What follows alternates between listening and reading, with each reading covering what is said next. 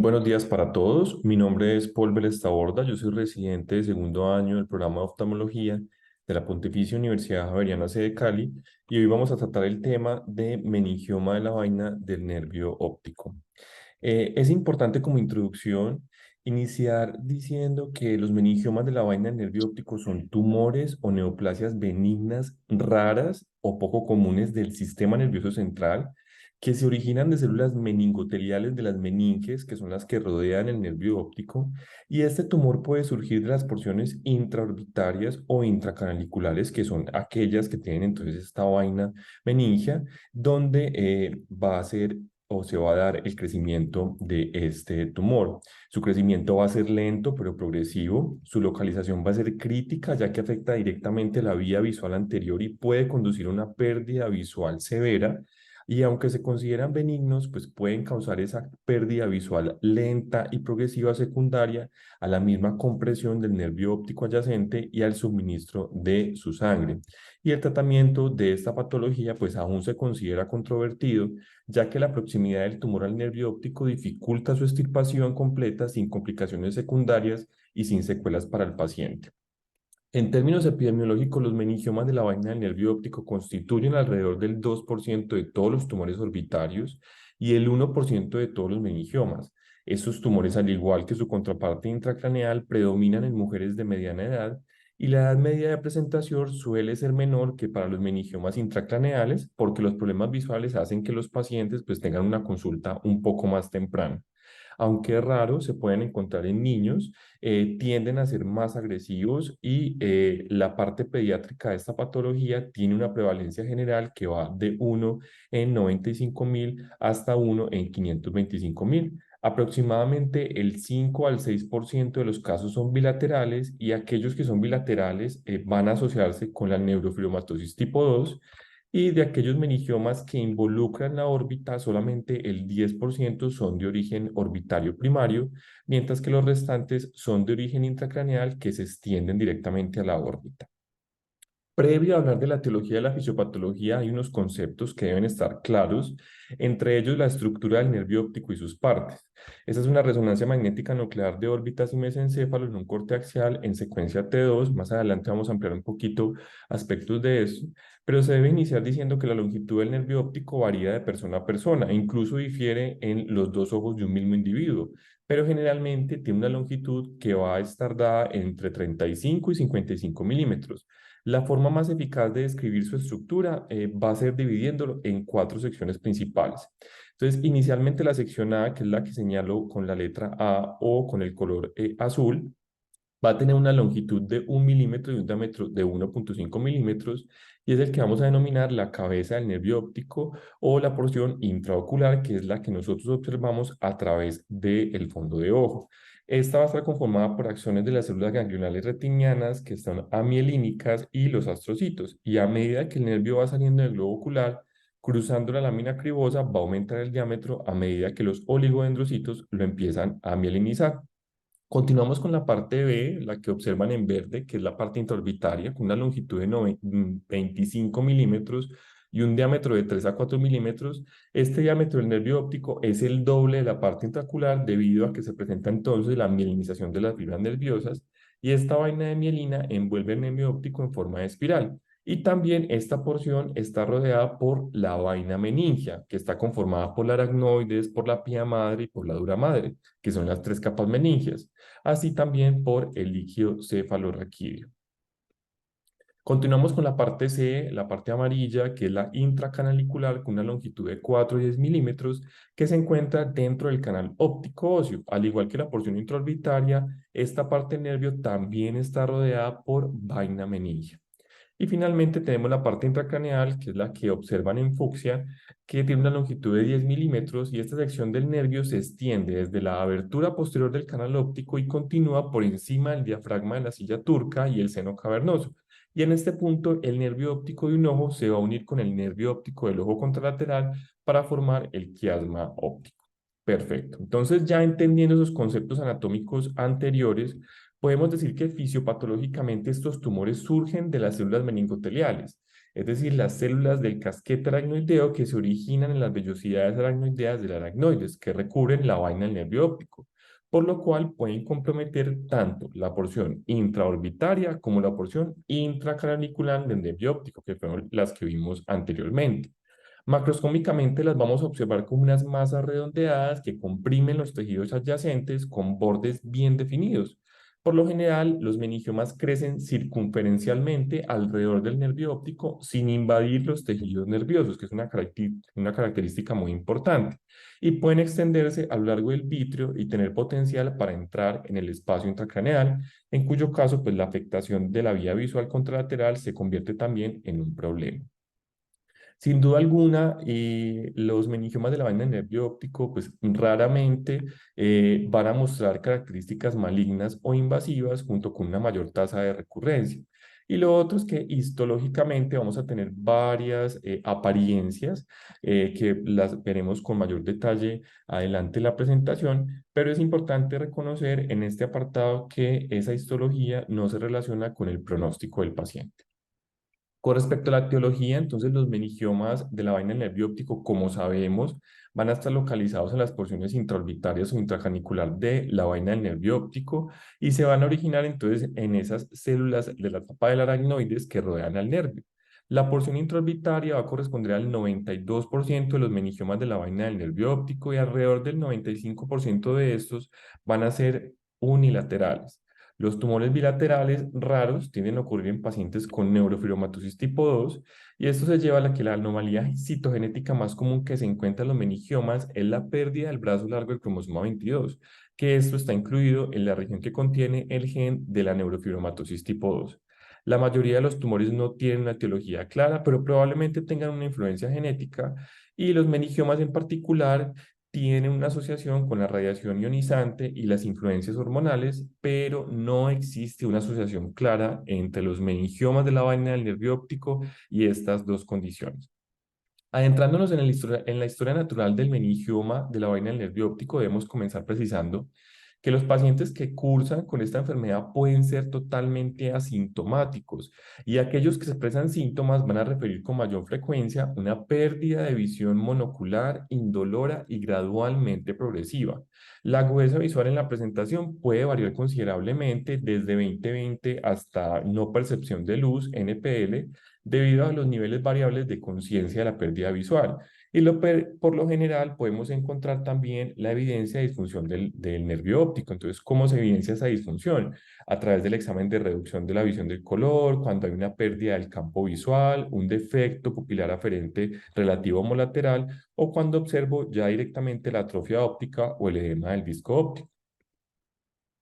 Los pacientes entonces que presentan un meningioma de la vaina del nervio óptico pueden demostrar una triada clásica, la triada de Hoyden-Spender, un complejo signológico que se compone de pérdida visual lentamente progresiva e indolora, atrofia óptica y los vasos de derivación optociliar o vasos de Schunn optociliar. Adicionalmente, los pacientes que tienen un meningioma en la vaina del nervio óptico orbital también pueden tener proptosis, déficit de la motilidad extraocular y esto va a variar dependiendo de la ubicación y el tamaño del tumor. Estos tres signos que les acabo de mencionar, desafortunadamente pues no los observamos en todos los pacientes y eso pues podría dificultar de una u otra manera el diagnóstico. Entonces, hablando inicialmente de la agudeza visual al momento del diagnóstico, nos podemos enfrentar a una gran variabilidad de agudezas visuales acorde a las diferentes series de casos que encontramos. Sin embargo, Dutton y colaboradores, que es la referencia que les cito en la diapositiva, encontraron que el 24% de los pacientes se encontraban entre una agudeza visual de cuenta de dedos o peor al momento del diagnóstico. Y más del 45% de los pacientes, es decir, la gran mayoría, se identificaba con una agudeza visual de 20/40 o mejor. Hablando específicamente de los vasos de derivación optociliar, son vasos colaterales que están formados en respuesta a la oclusión crónica en la vena central de la retina y no realmente por una verdadera derivación y sirve para transportar sangre desde la circulación venosa retiniana a la circulación coroidea, es decir, colateral venosa retinocoroidea.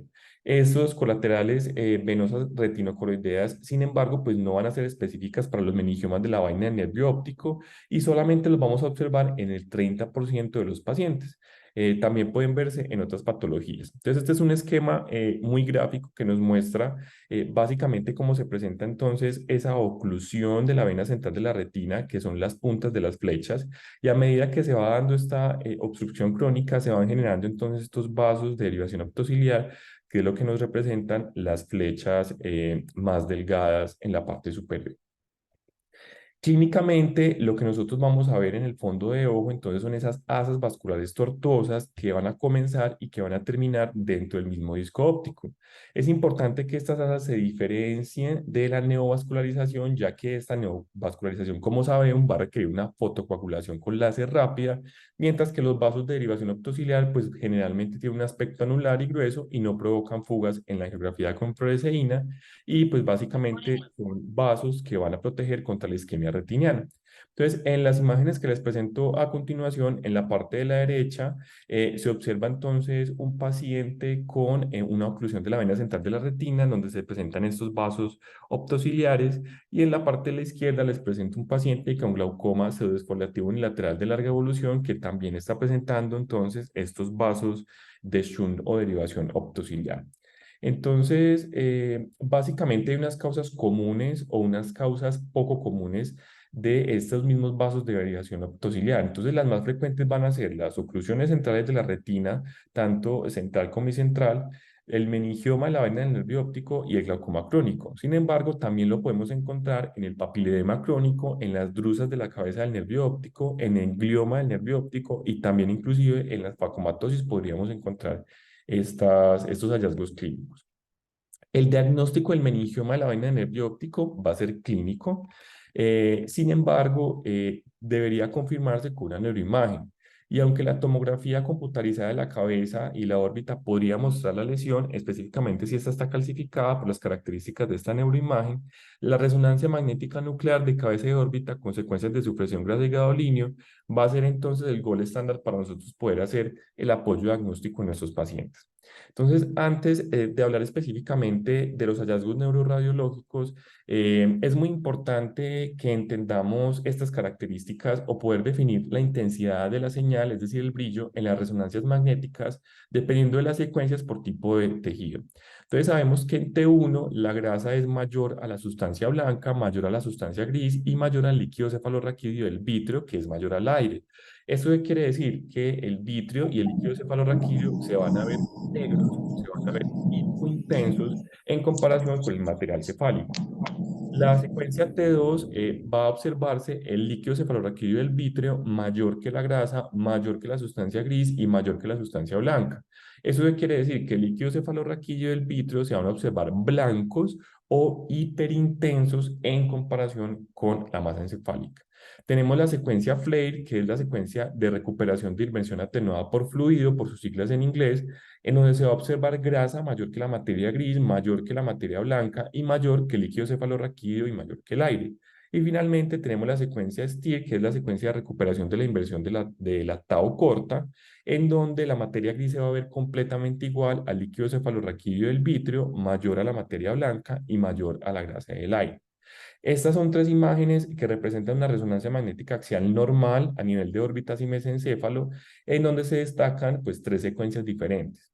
Inicialmente entonces estamos en la secuencia T1, en donde se observa que el líquido cefalorraquídeo del vítreo se observan hipointensos en comparación con la grasa orbitaria que se evidencia hiperintensa, es decir, brillante, y la materia gris que se evidencia relativamente hipointensa en comparación con la materia blanca. Ya en la imagen del centro, que es una secuencia T2, observamos entonces el líquido del cefalorraquídeo y el vítreo, e igualmente la grasa orbitaria hiperintensos en comparación entonces con la masa encefálica. Y en la tercera imagen que les muestro, de la que se encuentra más a la izquierda, entonces es una secuencia FLAIR en donde se muestra que la grasa orbitaria es hiperintensa y el vítreo y el líquido cefalorraquídeo se van a observar entonces hipointensos.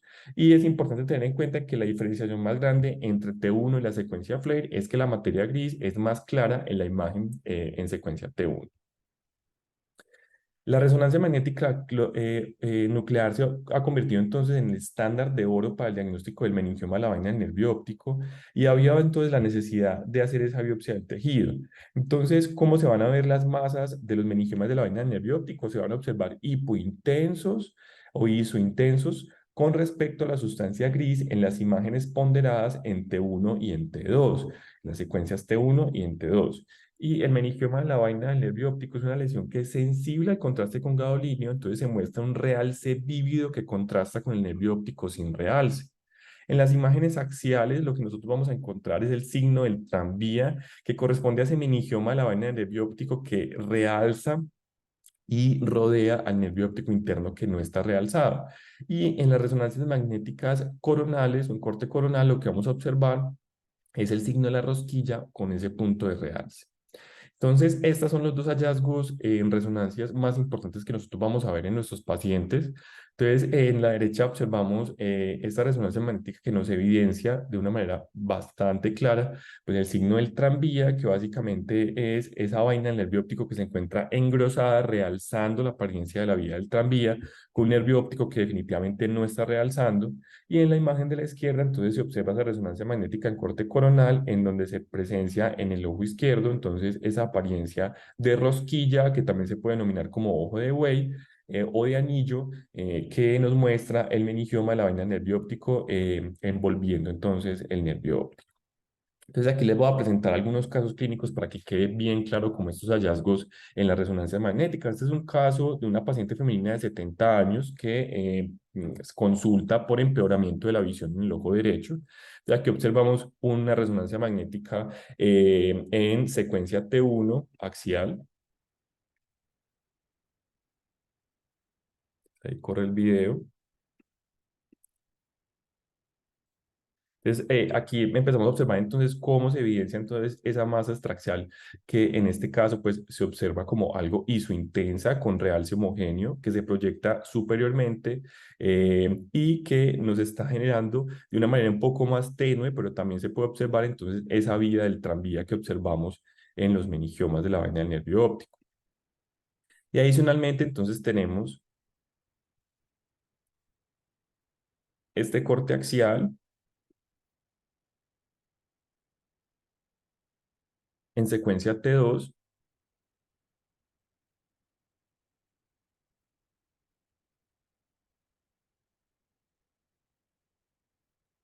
que nos confirma también este apartado. Y finalmente tenemos esta secuencia T1 en un corte coronal post-contraste, como observan ustedes allí, se va a evidenciar entonces el signo de la rosquilla o el ojo de buey en este paciente con meningioma de la vaina del nervio óptico derecho. Tenemos un segundo caso, es una paciente femenina de 40 años que se presenta con proptosis en el ojo derecho. Observemos esta resonancia en secuencia T1 post-contraste con supresión de grasa en corte axial.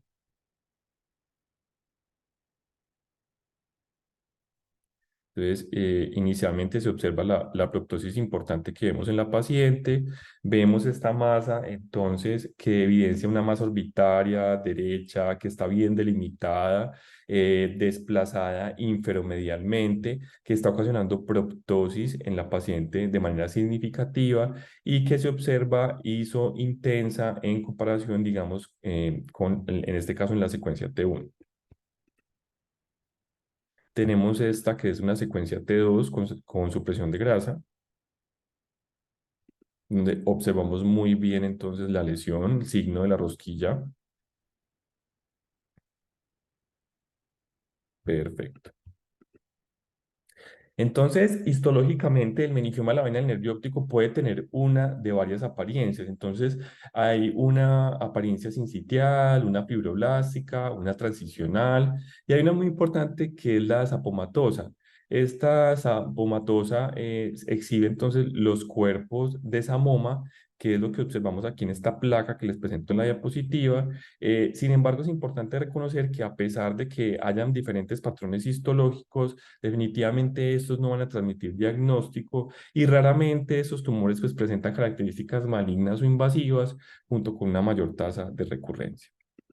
Entonces, con respecto al diagnóstico diferencial del meningioma de la vaina del nervio óptico, sabemos que tenemos varias entidades, entre ellos el glioma del nervio óptico, la enfermedad metastásica, la infiltración leucémica, la neurosarcoidosis, la tuberculosis, la sífilis gomosa, la perineuritis óptica y la glicoproteína oligodendrocítica de la mielina o MOG. Entonces, siendo el glioma del nervio óptico el principal diagnóstico diferencial, entonces es importante reconocer cuáles son las características neuroradiológicas comparativas. Entonces, el meningioma hay una hiperostosis ósea adyacente que se puede observar en la tomografía, hay expansión apical del tumor y se pueden observar calcificaciones en la vaina del nervio óptico, especialmente en la tomografía. Mientras que en el glioma no hay calcificaciones o hiperostosis ósea en la tomografía y se observa una torcedura del nervio óptico. Con respecto al meningioma, hay agrandamiento tubular difuso del nervio óptico con extensión tumoral extradural, mientras que en el glioma los márgenes se ven lisos, sin extensión extradular, y hay un agrandamiento fusiforme o globular del nervio óptico. En el meningioma se muestra isointenso o levemente hiperintenso al cerebro en las resonancias en secuencias T1 y T2, mientras que en el glioma las regiones de baja intensidad del nervio óptico se pueden observar como espacios quísticos. El realce del contraste en tomografía de resonancia nos va a evidenciar el signo de la vía del tranvía, mientras que en el glioma del nervio óptico se evidencia isointenso o levemente hipointenso con respecto al cerebro en las secuencias T1 y T2, e hiperintenso en T2, y engrosamiento tanto de la vaina como del nervio óptico por el tumor, es decir, compromiso de ambas. Entonces, esas son como las diferencias más importantes. Con respecto al manejo, históricamente las opciones de tratamiento han incluido la observación, la excisión quirúrgica o resección quirúrgica y la radioterapia. El momento óptimo del tratamiento para el meningioma de la vaina del nervio óptico no está claro, debido a la dificultad de predecir el curso natural variable del tumor individual. Esta es una serie de casos publicada por Robert Egan y colaboradores en 2002 en Archives of Ophthalmology, en donde encontró un alto grado de variabilidad del cambio de la agudeza visual desde el inicio para 16 pacientes diagnosticados con meningioma de la vaina del nervio óptico, a quienes luego se les realizó un seguimiento expectante durante un promedio de 6.2 años. Entonces, en este estudio definitivamente no se identificaron variables claras que pudieran ayudar a predecir los pacientes, los resultados visuales, que no sea la agudeza visual inicial pobre. Y además de este seguimiento en promedio de 6.2 años, los pacientes, ninguno presentó resultados mortales, ninguno murió, y adicionalmente a eso, ninguno presentó un déficit neurológico diferente pues, a la disminución de la agudeza visual. Entonces, la observación se convierte en un manejo aceptable en los casos en la función visual está intacta o permanece estable, especialmente en pacientes que mantienen una agudeza visual central de 20/50 o mejor. Los neurooftalmólogos y oftalmólogos deberán seguir de cerca a estos pacientes con un examen neurooftalmológico completo que incluya la realización de campos visuales seriados, que incluya la realización de una tomografía de coherencia óptica de la capa de fibras nerviosas peripapilares de la retina, y también se recomienda repetir una resonancia magnética cada año. Con respecto a la resección del tumor, es importante reconocer que es casi imposible sin que haya una pérdida visual severa debido a la íntima relación de la vaina del nervio óptico con el nervio óptico. Sin embargo, la resección quirúrgica puede estar justificada en casos en donde el paciente presente proptosis desfigurante, donde la función visual ha disminuido significativamente, o en casos en donde haya extensión intracraneal. Y si el ojo con meningioma de la vaina del nervio óptico es ciego y el tumor está confinado a la órbita, se debe observar al paciente ya que crece muy lentamente, aunque algunos cirujanos y especialistas abogan porque debería resecarse para evitar la extensión a otras áreas. Y si el ojo está ciego y hay extensión intracraneal, se debe extirpar tanto el tumor como el nervio. Y algunos autores favorecen la intervención quirúrgica como un tratamiento primario, no solo para detener la progresión de la enfermedad, sino también para reducir el riesgo de una pérdida visual posterior. Y recientemente, pues estuve leyendo algunos reportes de caso en donde se está empezando a realizar la descompresión endoscópica transnasal del nervio óptico, en donde ha mostrado pues estabilización de la enfermedad y en algunos casos inclusive mejora del déficit visual inicial. Sin embargo, pues se requieren más estudios más allá de reportes de caso para poder hacer una recomendación fuerte fuerte a esta intervención. Finalmente, la radioterapia convencional se ha utilizado tanto antes como después de la operación durante muchos años. Y más recientemente, la radioterapia estereotáxica, por sus siglas en inglés STR, se ha empleado como una alternativa a la cirugía y una posible solución pues, a estos pacientes. Este es un estudio retrospectivo realizado por Roger Turbin y colaboradores publicado en 2002 en la revista Ophthalmology de la American Academy of Ophthalmology, y aquí comparo los resultados de la agudeza visual en pacientes que se sometieron a observación, a terapia quirúrgica, a radioterapia o una combinación de cirugía con radiación. Todos los grupos de pacientes tenían agudezas visuales iniciales muy similares, y lo que se observó, lo que observamos en en este box plot, básicamente es la caja blanca, pues nos muestra la agudeza visual inicial al diagnóstico, y la caja gris nos muestra entonces cuál fue la agudeza visual en el último seguimiento. Lo que nos muestra básicamente esta gráfica es que todos los grupos tuvieron significativamente peores resultados visuales comparando el diagnóstico con la última visita, a excepción de los pacientes que tuvieron, o el grupo que tuvo solo radiación, que no tuvo, pues, diferencia significativamente diferente. Sin embargo, este resultado observado en el artículo tuvo una P de 0.03, que significa que no fue estadísticamente significativo. Asimismo, aquí tenemos un estudio un poco más reciente del doctor Gishan Rainayake. Este estudio pues, fue publicado en 2019 en la revista Journal of Clinical Neuroscience.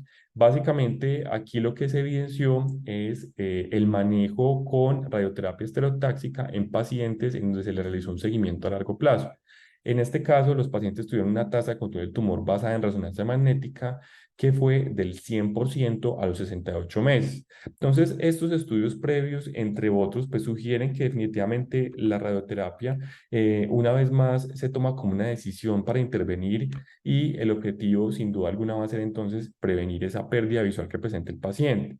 Y específicamente la radioterapia estereotáctica fraccionada de intensidad modulada y conformada en 3D se considera como la terapia preferida para los meningiomas de la vaina del nervio óptico, ya que es adecuada para lesiones pequeñas y mejor delimitadas. Sin embargo, pues, esto no es inocuo. Recordemos que esta radioterapia puede conllevar algunos efectos adversos, como por ejemplo la radiación, la retinopatía por radiación secundaria y la neuropatía óptica, como la iriditis, cataratas, inclusive el desarrollo de hipopituitarismo. En los pacientes que tienen meningioma en la vaina óptica, pediátricos, tienen una mayor potencial maligno en relación con lo que se presenta en los adultos, debido a que hay una mayor tasa de diseminación intracraneal, una mayor tasa de complicaciones después de la radioterapia, e igualmente hay una falta de literatura sobre la radioterapia en la población pediátrica. Entonces, los estudios lo que dicen es que pues, el tratamiento primario en los niños debería ser la resección quirúrgica, para evitar pues como las consecuencias que puede conllevar este tumor. Y pues es importante reconocer que en la población pediátrica hay una mayor asociación con la neurofibromatosis tipo 2, y en algunos casos se pueden encontrar hasta el 35% de asociación que presentan este trastorno genético. Entonces, en términos de la evolución natural del meningioma de la vaina del nervio óptico, pues suele haber una pérdida de la visión ipsilateral lentamente progresiva. Sin embargo, como lo evidenciamos pues en la charla anteriormente, la tasa o la progresión individual es bastante variable. Sin embargo, una mayor probabilidad de un resultado visual positivo después del tratamiento con radiación se ha relacionado con una buena agudeza visual previa al tratamiento. La tasa de mortalidad por meningioma de la vaina del nervio óptico es mínima, y por lo tanto cualquier decisión de tratamiento, incluida pues la radioterapia estereotáctica, debe incluir una discusión de los riesgos y los beneficios. Perfecto, esto es como lo que traía para hoy acerca del meningioma de la vaina del nervio óptico. No sé si de pronto hay alguna duda, inquietud.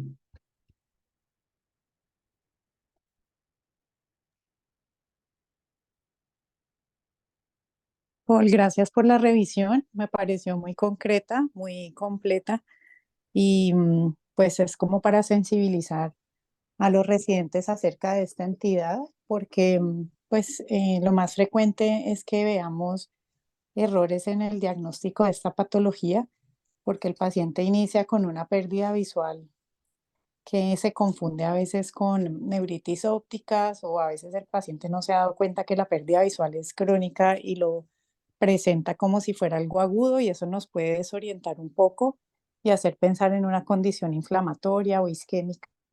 Entonces, tener en cuenta pues estas lesiones compresivas de la vena del nervio óptico que no necesariamente producen proptosis, porque cuando el paciente presenta proptosis nos orientamos a la patología de órbita, pero si no la presenta, de pronto vamos a considerar primero muchas otras condiciones. Entonces, pues allí la evaluación radiológica ante la sospecha clínica es fundamental. Casi siempre las características radiológicas son bastante concluyentes y pues sí, el manejo es un poco desalentador porque la mayoría de veces nos toca observar los pacientes y podemos en ocasiones ver que el paciente se va deteriorando progresivamente y no podemos hacer mucho al respecto porque los tratamientos disponibles casi todos producen mayor pérdida visual. Claro que la progresión de estos menillomas es a veces tan lenta que el paciente puede durar muchos años bastante estable. Entonces, simplemente es nosotros estar vigilando la función visual, los exámenes complementarios que nos ayudan también a ver esa estabilidad o la progresión y pues interconsultar a los especialistas en órbita y en neurocirugía para todos de la mano hacer pues, el control y la evolución del paciente, tratando de frenar a veces algunas conductas intervencionistas que los neurocirujanos quieren proponer y que sabemos que de entrada van a producir la pérdida total de la visión. Entonces, es importante que el oftalmólogo allí sea como el profesional que conduce al paciente porque pues ya sabemos que los pacientes que son llevados a cirugía se pierde la visión. Y las radioterapias pues tienen los efectos secundarios que Paul mencionó. Y a veces uno tiene pacientes que muchos años se observan y se encuentran más o menos estables y a alguien se le ocurre hacer radioterapia y luego aparecen las complicaciones de la radioterapia. Entonces hay que ser bastante conservador en estos casos y tener pues como mucha paciencia y dar mucho soporte al paciente para no desesperarse y de pronto hacer más de la cuenta, ¿no? Importante las características en el fondo de ojo. Estos vasos ópticos ciliares sí que nos ayudan a considerar este diagnóstico. Entonces, pues siempre cuando estamos rotando en neurooftalmología, a todos les hago el énfasis de que ver el nervio óptico no es solamente mirar la excavación, sino que empecemos a ver otros detalles como esto, como los vasos ópticos ciliares, como los vasos ilioretinianos, el pulso venoso, la capa de fibras nerviosas. Todo esto nos va a ayudar en ocasiones a hacer diagnósticos que no se nos ocurrirían si no vemos estos detalles. Gracias, Paul, por la charla. ¿Tienen alguna pregunta o comentario para Paul? No, doctora, todo muy claro y muchas gracias por la presentación. Bueno, gracias a ustedes por asistir. Que estén bien. Bueno, doctora, muchas gracias. Un feliz día para todos. Chao. Gracias. Muchísimas gracias. Gracias. Gracias.